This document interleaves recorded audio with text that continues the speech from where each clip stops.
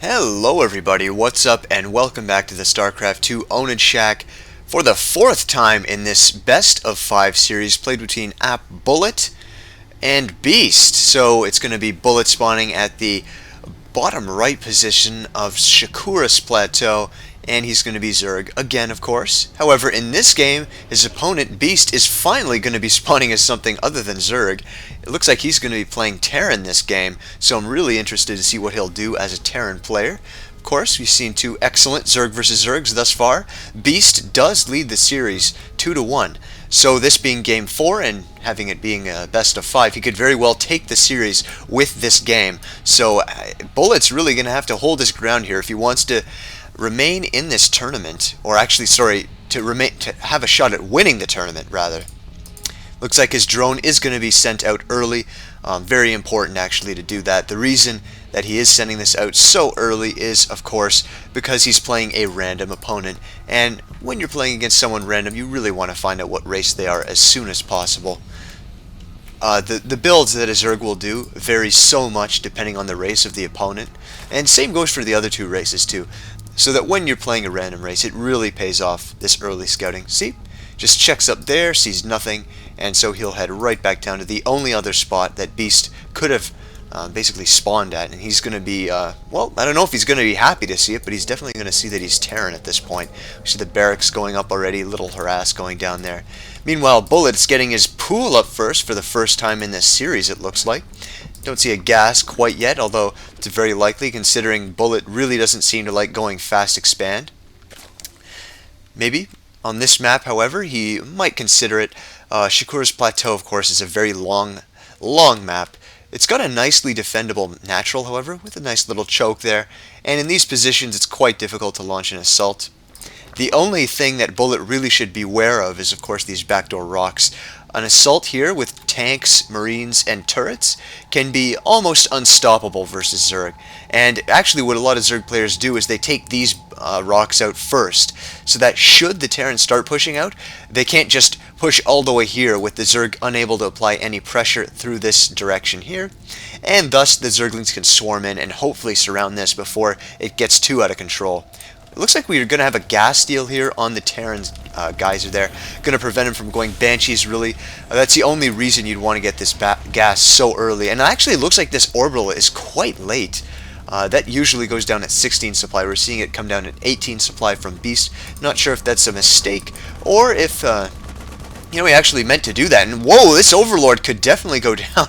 Survives with 10 HP. You know what? I wouldn't be surprised if he moved that Marine all the way here. Yep, exactly what he's doing, actually, to try and get that. Oh, yeah, and he throws down the sad face. He is sad that he did not get that free Overlord kill. But of course, his opponent's quite happy. Looks like it's going to be a Reactor Hellion build.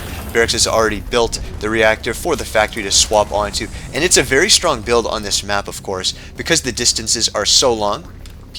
Please note, an expansion has gone up for Bullet at this moment. Because the distances are so long, the Hellions can really get over here quite fast. And what I like to see in the Reactor Hellion build is a 4 Hellion rush. I don't like it with 2. It just doesn't kill the drones fast enough. You really need 4 to be able to one-shot a nice line of drones. If you go for Blue Flame Hellions, then go for 3. But Reactor, I say go for 4. Looks like we have a Spine Crawler, so Bullet's clearly anticipating this pressure with these double Spine Crawlers, actually. Going to be sieging those up right here at his natural to protect it. Meanwhile, we have dual gas going down. Looks like it was just... Oh, that was very nice, but I'll talk about that in just a second because the Hellions have just arrived and they're going to be quickly roasting a few drones.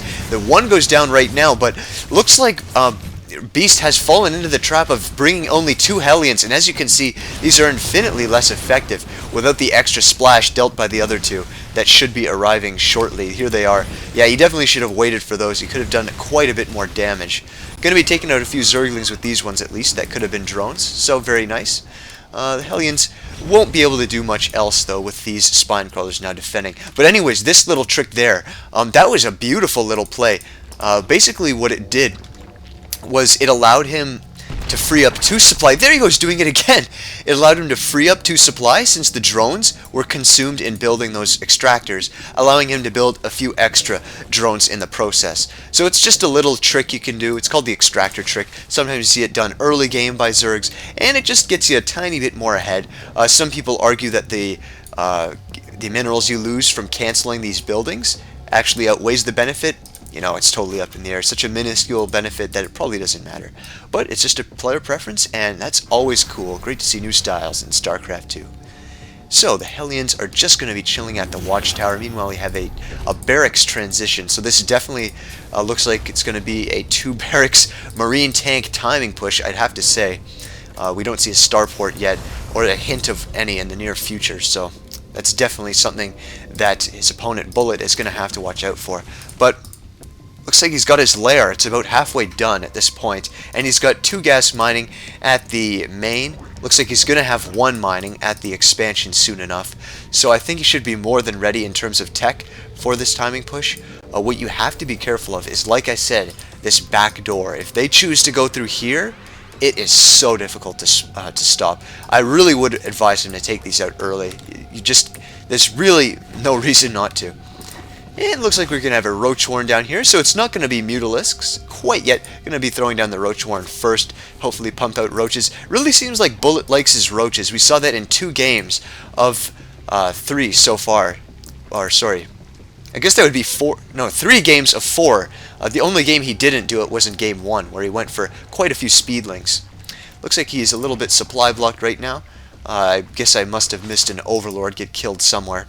Kind of hard to keep track of all these floating ventral sacks around the map. Siege mode is now complete, going to be easily defending his ramp with this, a bunker, and a handful of Marines in the back. Looks like we have a couple idle SCVs here, however, and that's kind of, yeah, there, good thing he cleared those up. 2 more gas being put down.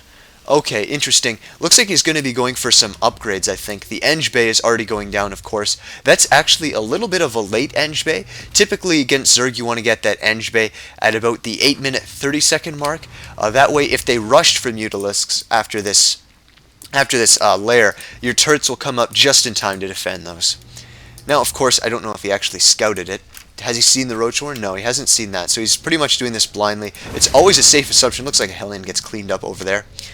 It's always a safe assumption that your Zerg opponent's going to be going for mutas. Actually, we see the Spire right now. Ooh, a scan is going down. I'm going to see the Roach Warren. Oh, but it won't see the Spire because the Spire is up here. Yeah, I'm pretty sure, actually. If I just take his vision... Nope, he did not get a vision of that Spire.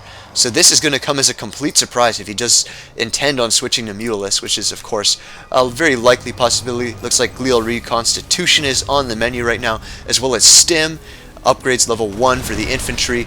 Looks like Terran is actually banking right now in the minerals department. He really needs a few more production facilities. Okay, he's going for mass tech labs.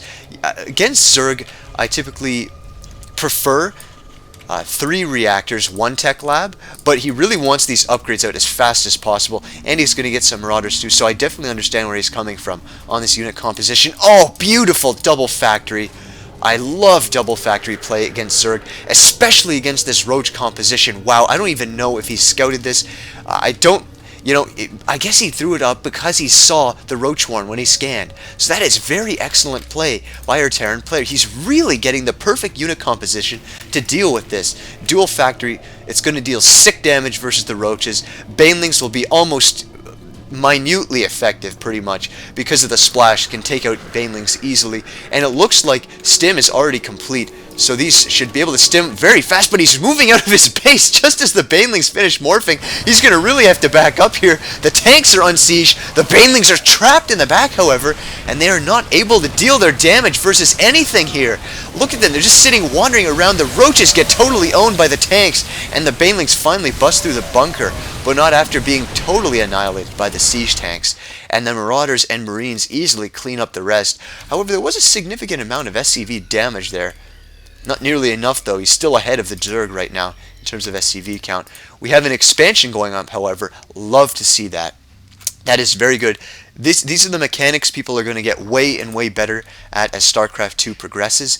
Throwing up an expansion as you attack, or have a contain like he did, pressure anything to keep your opponent off your back, that's when you throw him up an expansion. So excellent job by llBeasTll doing that. Even slowly crawling 2 spines up here to siege up and protect this.